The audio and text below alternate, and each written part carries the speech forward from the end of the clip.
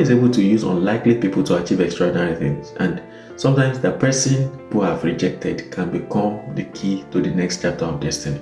God bless you. I'll be speaking on my jottings on the book of Joshua chapter 2. Quickly, I'm going to discuss some of the salient points that I've gotten. Joshua chapter 2 introduces us to a surprising person in the story of destiny, the most unexpected destiny of the children of Israel, an harlot named Rahab.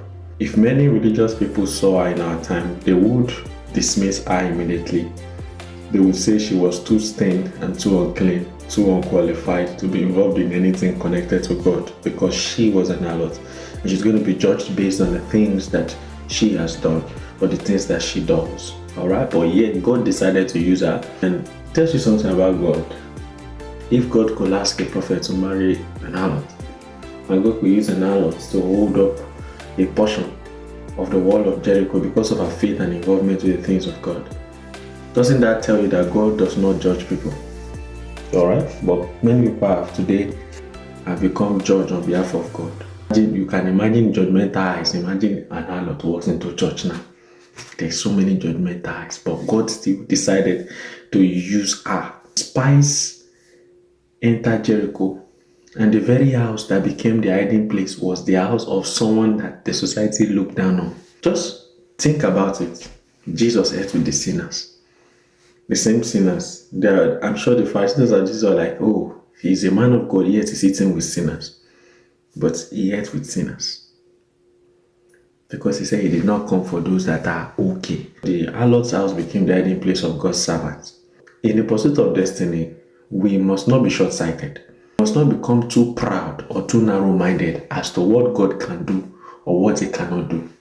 Because if you think you understand the workings of God and you limit him in your heart, it's to your undoing.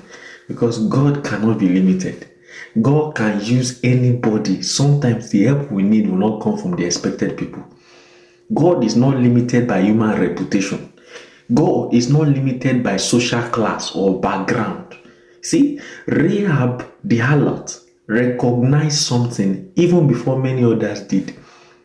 And that's why she was one of the only people and her family that survived. See, she knew God was with Israel. She has been hearing stories. It is good to know when it's time to switch sides. It's not just about going to the willing side, but to know to go into a side that is sure. She has self-preservation. She has heard about the stories. She has begun to get faith by the things she has heard.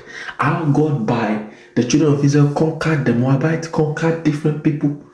And she has been listening, building faith. Finally, she found the evangelists that were going to seal up the deal of the hearings of faith that she's had over time.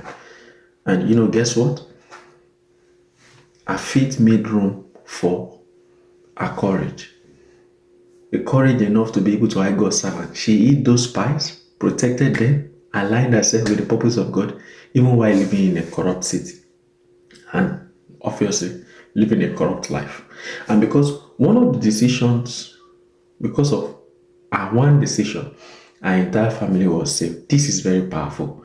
One right action, one right act of faith, one moment of conviction can change your entire story, can change everything. One moment of courage can change your entire destiny. It can change the destiny of your entire household. You are 1 minute away from that breakthrough, 1 minute away from that downfall, 1 minute away from that. You have to be discerning. She could have chosen fear and released God's servants and released them to be killed. But she chose to act wisely. Her decision became her covering.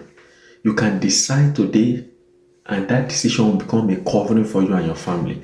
That decision will now count and become an estoppel to stop the onslaught that is presently ravaging your family.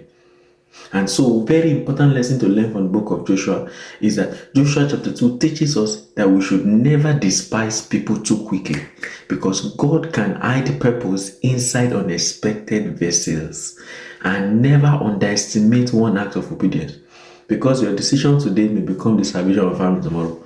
Decision for you to give your life to Christ today can change everything. Decision for you to follow God and be consecrated can change everything. What is God saying you should do? What is that decision that you need to make?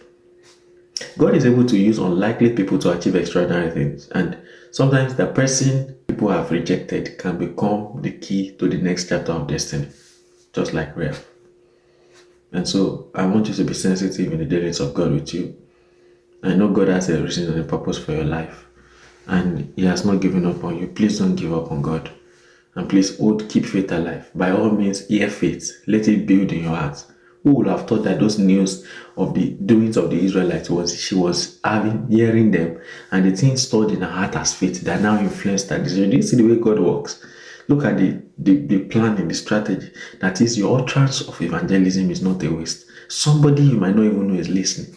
Somebody you might not even know is being blessed. When you couple your mouth to speak in public, somebody you don't know is listening, is forming faith for the right time. Paul planted, Apollo waters, but God gives the increase. And this is the doings of God. I pray that the Lord will help us, will make His face shine upon us and make us strengthened. He will be merciful to us and will enlighten our paths. See you in the next chapter, and thanks for joining.